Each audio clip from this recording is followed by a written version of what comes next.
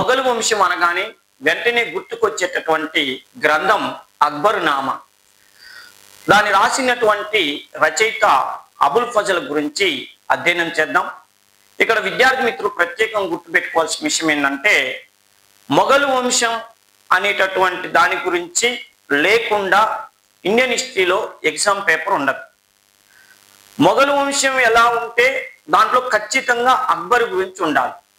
అక్బర్ గురించి ఎగ్జామ్లో బిట్టు అడగాలంటే ఖచ్చితంగా చరిత్ర అధ్యాపకుడికి ఎవరి గురించి అడగాలనిపిస్తుంది అంటే అబుల్ ఫజల్ గురించి అడగాలనిపిస్తుంది.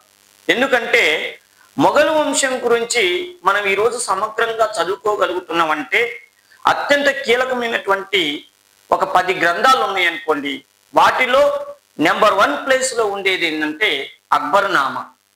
ఈ అక్బర్ నామాని పారశీక భాష లేదా పర్షియా భాషలో అబుల్ ఫజల్ రచించాడు. ఈ గ్రంథం ఎంత ఇంపార్టెంట్ అంటే మొఘలు వంశానికి స్టార్టింగ్ నుంచి, అంటే బాబరు పానిపట్టు యుద్ధంలో విజేత అయ్యి భారతదేశంలో మొఘలు వంశ స్థాపన దగ్గర నుంచి మొదలు పెడితే, అంటే వాళ్ళ మొఘలు యొక్క పూర్వీకుల నుంచి మొదలు పెడితే అక్బర్ చేసిన యుద్ధాలు, వాళ్ళ కాలంలో అక్బర్ కట్టించినటువంటి గొప్ప గొప్ప కట్టడాలు టోటల్, అంటే రాజకీయ, సామాజిక, వాస్తు వీటన్నిటి గురించి కూడా అద్భుతమైనటువంటి సమాచారాన్ని అందిస్తున్నటువంటిది అక్బర్ నామా. ఈ అక్బర్ నామా అనేటటువంటి గ్రంథాన్ని ఏమని చెప్తారంటే, మౌర్య సామ్రాజ్యానికి కౌటిల్యుడి యొక్క అర్థశాస్త్రం ఎంత కీలక పాత్ర పోషిస్తుందో మొఘలు వంశానికి అక్బర్ నామా అంత కీలక పాత్ర పోషిస్తుంది. అందుకని దీన్ని మొఘల్ అర్థశాస్త్రం అనే పేరుతో పిలుస్తారు. బాగా గుర్తుపెట్టుకున్నమ్మా, మొఘల్ అర్థశాస్త్రం అని దేనిని అంటారంటే అక్బర్ నామా. దీని నుంచి వచ్చిందే ఐనీ అక్బర్ అనేటటువంటి గ్రంథం, దానిలో ఒక భాగం. మన 2 తెలుగు రాష్ట్రాల్లో భవిష్యత్తులో జరగబోయే పోటీ పరీక్షలకు ప్రిపేర్ అవుతున్న విద్యార్థి మిత్రులకి, అదేవిధంగా నేను పదే పదే చెప్తున్నాను, సెంట్రల్ లెవెల్లో యూపీఎస్సి ఎగ్జామ్కి కూడా ఉపయోగపడేటట్టుగా మీకు తెలియని కొన్ని విషయాలని నేను ఎగ్జామ్ బిట్ల రూపంలో ఎక్స్ప్లెయిన్ చేస్తున్నాను. మన తెలుగు పుస్తకాలలో ఉండేదానికంటే కూడా కొద్ది డిఫరెంట్గా ఎన్సీఈఆర్టీ వాటికి సంబంధించినటువంటి పరిశోధనలతో మీకు కొత్త బిట్లు అందించే ఈ ప్రయత్నాన్ని మీరు ప్రోత్సహించాలి. రెండో విషయం ఏంటంటే, భవిష్యత్తులో ఇలాంటి ప్రశ్నలే అడగటానికి అవకాశం ఉంటుంది. ఎప్పుడుగా పాత చింతకాయ పచ్చల్లాగా మొఘలు వంశ చరిత్రలో కీలకమైంది అక్బర్ నామా, అక్బర్ నామాను రచించింది అబుల్ ఫజలు, ఎవరి ఆస్థానంలో, ఇవన్నీ పాత 20 సంవత్సరాలు 30 సంవత్సరాల నుంచి మనం వింటూనే ఉన్నాం. కానీ కొత్తగా ఇంకా ఏమి అడిగితే మనం తరుముకోకుండా సమాధానాలు చెప్పాలో ఆ విధంగా మిమ్మల్ని ప్రిపేర్ చేయించడం కోసమే నేను ఈ క్లాసులను తయారు చేస్తున్నాను. వీటిని మీరు వినియోగించుకోవాలి. సాధ్యమైనంత వరకు వినటంతో పాటు మీరు నోట్స్ రాసుకుంటే అసలు ఎగ్జామ్ అప్పుడు మళ్ళీ మీరు ఒకసారి రివిజన్ చేసుకోవటానికి ఉపయోగపడుతుంది. ఈ విషయాన్ని మీరు మర్చిపోవద్దు. ఇంకొక విషయం ఏంటంటే, మన యూట్యూబ్ ఛానల్లో ఈ క్లాసులు కొద్దిసేపే ఉంటాయి. వీటికి సంబంధించిన పూర్తి నిడివి క్లాసులని ఉపేంద్ర హిస్టరీ అకాడమీ యాప్లో మీరు ఫ్రీగా వినే అవకాశాన్ని నేను కల్పించాను. సాధ్యమైనంత వరకు వీటిని వినియోగించుకోగలరు. ఇక అర్థమైందమ్మా? ఇక చూడండి, మొఘల్ చక్రవర్తుల చరిత్రను తెలిపేది అక్బర్ నామా. దాన్ని రాసిన అబుల్ ఫజల్ అక్బర్ ఆస్థానంలో ఉన్నాడు. అక్బర్ సంబంధించినటువంటి అద్భుతమైన పుస్తకం అంటే ఇక మనకి ఇదే గుర్తుకొస్తుంది. మొఘలు వంశం అన్నా కూడా ఇదే గుర్తుకొస్తుంది. ఇక చూడండి, ఇంకో విషయం ఏంటంటే, అక్బర్ ఆస్థానంలో నవరత్నాలు ఉండేవాళ్ళు. నవరత్నాల్లో అత్యంత కీలక పాత్ర పోషించిన వ్యక్తి అబుల్ ఫజల్. అక్బర్ ఎక్కడుంటే అబుల్ ఫజల్ అక్కడ ఉంటాడు, అబుల్ ఫజల్ ఎక్కడుంటే అక్బర్ అక్కడ ఉంటాడని ఆ రోజుల్లో అందరూ అనుకునేవాళ్ళు. ఇంకో ముఖ్యమైన విషయం ఏంటంటే, భారతదేశంలో బ్రిటిష్ వాళ్ళు స్థిరపడ్డాక మొఘలు వంశం గురించి ఏమన్నా పుస్తకాలు రాపిస్తే చాలా మంది ఇంగ్లీష్ చరిత్రకారులు అక్బర్ గురించి రాస్తే ఖచ్చితంగా అబుల్ ఫజల్ గురించి 2-3 మాటలు ప్రత్యేకంగా రాసే వాళ్ళంటే వాళ్ళిద్దరికి ఉన్న అనుబంధం ప్రతి పరిశోధనా పత్రాల్లో మనకు తెలుస్తుంది. ఏదేమైనా ఇక్కడ ఎగ్జామ్ పాయింట్ ఆఫ్ వ్యూ చూస్తే అబుల్ ఫజల్ కు సంబంధించి వాస్తవం మీద అన్నాడు. అబుల్ ఫజల్ కు సంబంధించి వాస్తవం ఏంది? ఇతని అసలు పేరు షేక్ అబుల్ ఫజల్ ఇబ్ను ముబారక్. ఓకే, షేక్ అబుల్ ఫజల్ ఇబ్ను ముబారక్ అనేటటువంటిది అతని అసలు పేరా అంటాడు. చూద్దాం. ఇతడు అక్బర్ సభలో కవి పండితుడు ఫైజీకి తమ్ముడు. ఫైజీ అని నవరత్నాల్లో ఒక ఆయన ఉన్నాడు అక్బర్ ఆస్థానంలో, ఆయనకి ఈయన తమ్ముడు అవుతుందా అన్నాడు. ఓకే, మొఘల్ సామ్రాట్ అక్బర్ వద్ద ఇతడు వజీర్గా పనిచేశాడు. చూడండి ఎంత అద్భుతం అండి. ఓకేనా, మన తెలుగు పుస్తకాలలో మార్కెట్లో లభించే కాపీ టు పేస్ట్ పుస్తకాలలో అబుల్ ఫజల్ అనే వ్యక్తి అక్బర్కి వజీర్గా పనిచేసింది అనేటువంటిదే నాకు ఎక్కడ తగలలేదు. దాదాపు కొన్ని పుస్తకాలలో అసలు లేదు. పిల్లవాళ్ళేమో ఏదో ఒక పుస్తకం కొనుక్కొని ఇదే సర్వస్వం అని చెప్పి దాన్ని 5-10 సార్లు చదువుతున్నారు.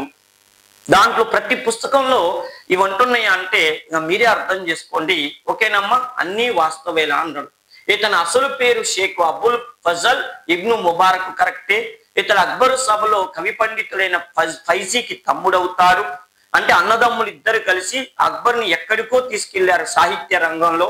మొఘల్ సామ్రాట్ అక్బరు వద్ద ఇతడు వజీర్గా పనిచేశాడు. అంటే ఇటు అధికారిగాను కవి రచయితగాను పనిచేసిన వ్యక్తి అబుల్ ఫజల్. అందుకే నేను ఇందాక ఒక మాట అన్నా, అక్బర్ ఎక్కడుంటే అబుల్ ఫజల్ అక్కడ ఉంటాడని. అంటే వాళ్ళిద్దరు అత్యంత సన్నిహితులుగా మెలిగారు. ఓకేనా, అన్ని వాస్తవాలే, కరెక్టే. నెక్స్ట్, అక్బర్ నామాకు సంబంధించి వాస్తవం మీద అన్నాడు. అక్బర్ నామా అబుల్ ఫజల్ రాసింది, దీనికి సంబంధించిన వాస్తవం మీద అన్నాడు. అంటే అక్బర్ నామా అనగా అక్బర్ యొక్క చరిత్ర అని అర్థము. అక్బర్ నామా అంటే అక్బర్ చరిత్ర. ఇది మొఘల్ చక్రవర్తుల్లో 3వ వాడైన అక్బర్ జీవిత చరిత్ర. ఇది కరెక్టే. ఇది అక్బర్ జీవిత కాలంలో పర్షియన్ భాషలో రాయబడింది అన్నాడు. అంటే అక్బర్ ఉన్నప్పుడు రాసిందా, అక్బర్ కాలం అయిపోయిన తర్వాత జహాంగీర్ పరిపాలన చేస్తున్నప్పుడు ఇది రాసిందా అంటే చూడండి, ఇది అక్బర్ జీవిత కాలంలో పర్షియన్ భాషలో రాయబడిన గ్రంథం. అంటే ఇది అక్బర్ జీవిత కాలంలోనే రాయబడిన గ్రంథం అంటాడు. దీన్ని మొఘల్స్ అర్థశాస్త్రంగా అభివర్ణిస్తారా అన్నాడు. అంటే అన్నీ సరైనవే. ఓకేనమ్మా, చూడండి, అక్బర్ నామా అనేది అక్బర్ యొక్క జీవిత చరిత్ర అని అర్థం. ఇది మొఘల్ చక్రవర్తుల్లో 3వ వారైన అక్బర్ యొక్క టోటల్ హిస్టరీని తెలియజేస్తుంది. ఇది అక్బర్ జీవించి ఉన్న కాలంలోనే అబుల్ ఫజల్ రాశాడు. మీకు తెలుసు అనుకుంటా, అబుల్ ఫజలు అక్బరు బాగా క్లోజ్ గా ఉంటేనే అక్బర్ కొడుకైన సలీం, ఆయన్ని మనం జహాంగీర్ అంటాం. మా నాన్నకి నా మీద లేనిపోని అన్ని చెప్పి మా నాన్నకి నా మీద నా దగ్గర మా నాన్నకి నా దగ్గర అంటే ప్రతి విషయంలో కూడా నన్ను మా నాన్న అనుమానిస్తుందంటే దానికి కారణం నువ్వే. ఎప్పుడు నన్ను మా నాన్న శత్రువుగా చూస్తుందంటే నీలాంటి వాళ్ళు చెప్పబట్టిన చాడీల వల్లనే మా నాన్న నాకు శత్రువు అయ్యాడని చెప్పి సలీం అబుల్ ఫజల్ని చంపించాడు. అది మీ అందరికీ తెలుసు. అంటే వాళ్ళిద్దరు ఎంత క్లోజ్గా ఉన్నారో అర్థం చేసుకోండి. సలీము అబుల్ ఫజల్ని చంపించాడంటే అర్థమైంది, అక్బరు దగ్గర పనిచేసి ఈ పుస్తకం రాశాడు, అక్బర్ కంటే ముందే చనిపోయాడు. ఎవరు? అబుల్ ఫజల్. అంటే ఇది అక్బర్ జీవిత కాలంలో పరిశీలనలో రాయబడిందే కంటే అక్బర్ కాలంలోనే రాశాడని తెలుస్తుంది. అది గుర్తుపెట్టుకోండి. దీన్ని మొఘల్ అర్థశాస్త్రంగా అభివర్ణిస్తారంటే నేను స్టార్టింగ్ లోనే చెప్పాను, దీన్ని మొఘల్ అర్థశాస్త్రం అంటారనంటే కౌటిల్యుని అర్థశాస్త్రంతో పోలుస్తారని. నెక్స్ట్ చూడండి, అక్బర్ నామా గ్రంథాన్ని ఆంగ్లంలో ప్రచురించిన సంస్థ ఏది అన్నాడు. ఎంత అద్భుతమైన బిట్ అండి. అక్బర్ నామా గ్రంథాన్ని ఆంగ్లంలోకి అనువాదం చేసింది మిరాతుల్ అక్బర్ అనే సంస్థ, మొఘల్స్ ఆఫ్ ఇండియా అనే సంస్థ, బెంగాల్ ఏషియాటిక్ సంస్థ, న్యూఢిల్లీ ముస్లిం మైనారిటీ సంస్థ అన్నాడు. ఓకే, న్యూఢిల్లీ మైనారిటీ సంస్థ అంటే చూడండి, బెంగాల్ ఏషియాటిక్ సొసైటీ. ఇక చూడండి, ఆఫ్ అబుల్ ఫజల్ అక్బర్ నామా అనేటటువంటి గ్రంథాన్ని బ్రిటిష్ వాళ్ళు ఏషియాటిక్ సొసైటీ, బ్రిటిష్ వాళ్ళు 1784 సంవత్సరంలో ఏషియాటిక్ సొసైటీని విలియం జోన్స్ అనే వ్యక్తి స్థాపించిందని మనకు తెలుసు కలకత్తాలో. ఆ సంస్థ 1784లో స్థాపించబడిన ఈ సంస్థ ఈ పుస్తకాన్ని అక్బర్ నామా గ్రంథాన్ని ఇంగ్లీష్ లోకి అనువాదం చేసింది. అది గుర్తుపెట్టుకోండి. ఓకేనా, మిరాతుల్ అక్బర్ అంటే మనకి రాజా రామ్మోహన్ రాయ్ పెట్టిన వార్తాపత్రిక అని తెలుసు. మొఘల్స్ ఆఫ్ ఇండియా అంటే అది కాదు. ఓకేనా, ఇది గుర్తుపెట్టుకోండి. నెక్స్ట్ విషయం ఏంటంటే అక్బర్ నామా గ్రంథాన్ని ఆంగ్లంలోకి అనువాదం చేసింది ఎవరు అన్నాడు. ఇప్పుడు చూడండి, ఇప్పుడు మనం ఏమని చెప్పుకున్నాం, ఆసియాటిక్ సొసైటీ అక్బర్ నామా గ్రంథాన్ని ఇంగ్లీష్ లోకి అనువాదం చేసింది అన్నాం. మరి ఎవరు ఆయన అనువాదం చేసింది, ఏ సంవత్సరంలోనా అంటే ఇక చూడండి, హెచ్డి వెల్సా అంటే కాదు, హెచ్ బేవరిడ్జా, విఏ స్మితా, మార్క్స్ ముల్లర్ అంటే హెచ్ బేవరిడ్జ్ అనేటటువంటి వ్యక్తి 1892వ సంవత్సరంలో, 1897వ సంవత్సరంలో, 1897లో బేవరిడ్జ్ అనేటటువంటి వ్యక్తి, బ్రిటిష్ వ్యక్తి అక్బర్ నామా అనే గ్రంథాన్ని ఇంగ్లీష్ లోకి అనువాదం చేసిండు. దీని ద్వారా మీకు ఇప్పుడు అర్థమైన విషయం ఏంటంటే 1784లో భారతదేశ చరిత్రను వెలుగులోకి తీసుకురావాలని స్థాపించబడిన ఆసియాటిక్ సొసైటీ అనే సంస్థ 1897 సంవత్సరంలో బ్రిటన్ వ్యక్తి అయిన బ్రేవరిడ్జ్ అనే వ్యక్తిని ఇక్కడికి తీసుకొచ్చి అక్బర్నామా గ్రంథాన్ని ఇంగ్లీష్ లోకి అనువాదం చేయించింది. ఓకేనా. నెక్స్ట్ విషయం ఏంటంటే అక్బర్నామా గ్రంథం విషయంలో అవాస్తవం మీద అన్నాడు.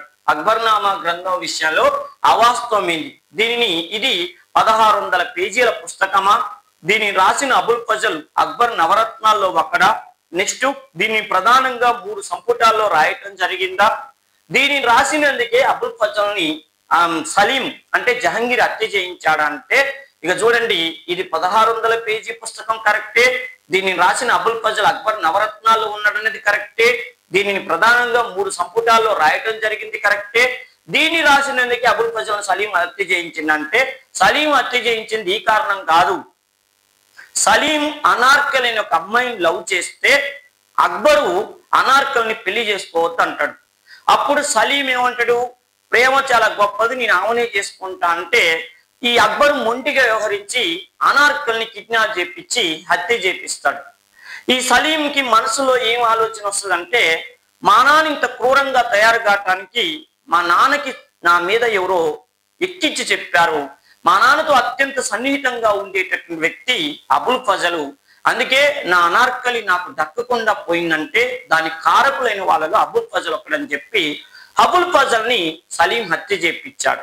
ఓకే కదా. అంటే ఈ పుస్తకం రాసినందుకు కాదు, ఆయన వేరే కారణంతో హత్య చేయించాడు. నెక్స్ట్ అక్బర్నామా సంపుటాల విషయంలో వాస్తవం మీద అన్నాడు. అక్బర్నామా సంపుటాల విషయంలో వాస్తవం ఏది, ఇది మొదటి భాగం అక్బర్ పూర్వీకుల గురించి తెలియజేస్తుంది, రెండవ భాగం అక్బర్ గురించి తెలియజేస్తుంది, మూడవ భాగం అక్బర్ సామ్రాజ్య విస్తరణ గురించి తెలియజేస్తుంది, మూడవ భాగాన్ని ఐనీ అక్బరి అనే పేరుతో కూడా పిలుస్తారు. ఓకేనా, అన్నీ కరెక్టే. చూడండి, అంటే ఇది 3 భాగాలతో ఉంది, 1600 పేజీలు ఉంది. మొదటి భాగంలో బాబరు వాళ్ళ గురించి హుమాయూన్ గురించి తెలియజేస్తుంది, రెండో భాగంలో పర్టికులర్ గా అక్బర్ గురించి తెలియజేస్తుంది, మూడో విషయంలో అక్బర్ భారతదేశంలో ఏ ప్రాంతాలని ఎలా ఆక్రమించుకుంటూ ఆయన యొక్క వాస్తు నిర్మాణం వీటన్నిటి గురించి తెలియజేస్తుంది. మూడవ భాగాన్ని పర్టికులర్ గా ఐనీ అక్బర్ అనే పేరుతో పిలుస్తారు అన్నాడు. ఇది గుర్తుపెట్టుకోండి. నెక్స్ట్ అబుల్ ఫజలు రచనా శైలి అతిశయోక్తులతో అవసరానికి మించి ప్రగతులతో నిండి ఉందని ముదు మాటలు విమర్శించిన ఆంగ్ల పండితుడు ఎవరు అన్నాడు. అంటే ఒక రాజు దగ్గర పనిచేసిన ఏ రచయిత అయినా కూడా కొద్ది గొప్పతనం ఉంటే దాన్ని చాలా పెద్ద మొత్తంలో ఎక్స్ప్లెయిన్ చేస్తుంటారు. అంటే అతిశయోక్తులతో రాజు సూపర్ స్టారు, రాజు మహేష్ బాబు, రాజు పవన్ కళ్యాణ్ అని చెప్పి హీరోల లాగా వర్ణించి సూపర్ స్టార్ అని వర్ణిస్తూ చేయటం వల్ల ఏమవుతుందంటే అవి తర్వాత వచ్చి పరిశోధన చేసే వాళ్ళకి ఈయన ఇంతుంటే అంత చేసిండు అనేటువంటి ఫీలింగ్ వస్తుంది. అబుల్ ఫజల్ ఏం చేసిండు, అక్బర్కి అత్యంత సన్నిహితుడు కాబట్టి అక్బర్ ఒక సూపర్ స్టారు, అక్బర్ ఒక రైజింగ్ స్టారు అని చెప్పి అలా రెబల్ స్టార్ అని వర్ణించేసరికల్లా తర్వాత వచ్చిన బ్రిటిష్ చరిత్రకారుడు అక్బర్ మీద పరిశోధన చేసి నువ్వు ఈయన ఏదో వర్ణించింది కానీ అంత లేదు, ఈయన వర్ణన అంతా కూడా అతిశయోక్తులతో అవసరానికి మించి ప్రొగడ్తలతో ఉందని అక్బర్ నామాని విమర్శించిన వ్యక్తి ఎవరయ్యా అంటే బ్రేవరిడ్జ్. ఓకేనా, ఈ బ్రేవరిడ్జే ఈ అక్బర్ నామా గ్రంథాన్ని ఇంగ్లీష్ లోకి అనువాదం చేసిన విషయం కూడా మనకు తెలుసు. ఓకేనా. నెక్స్ట్ అక్బర్ నామా 3వ సంపుటిని ఏమంటారు అన్నాడు. ఇందాక మనం చదువుకున్నాం అక్బర్ నామా 3వ సంపుటిని హుమాయూన్ నామా, హిస్టరీ ఆఫ్ అక్బర్, ఐనీ అక్బర్, ఏది కాదంటే ఐనీ అక్బర్ అనే పేరుతో 3వ భాగాన్ని పిలుస్తారు. ఓకే కదా, 3 భాగాల్లో అదొక భాగం. నెక్స్ట్ అక్బర్ నామా గ్రంథంలోని అక్బర్ పరిపాలనకు అధికారికంగా చరిత్రను తెలిపేది ఏది అన్నాడు. అక్బర్ నామా గ్రంథంలో అక్బర్ పరిపాలన అధికారికంగా చరిత్రను తెలిపేది అంటే ఆయన టోటల్ లైఫ్ హిస్టరీ మొత్తాన్ని తెలియజేసేటువంటి గ్రంథం ఏదంటే అక్బర్ నామా. ఓకే, అక్బర్ నామా అనేటటువంటి గ్రంథం పూర్తి ఆయన జీవిత చరిత్రను తెలియజేస్తుంది. నెక్స్ట్ మహాభారతంలో పార్షీకరించిన గ్రంథం రజబు నామా అని రాసింది ఎవరు అన్నాడు. మనందరికీ తెలుసు రామాయణము ఒక ఇతిహాసం, మహాభారతం మరొక ఇతిహాసం. మహాభారతాన్ని జయమంగళం, పంచమవేదం, రజమునామా, ఓకే రజమునామా అనే పేరుతో పిలుస్తారు. జయమంగళం, పంచమవేదం, రజమునామా అని పిలుస్తానని తెలుసు.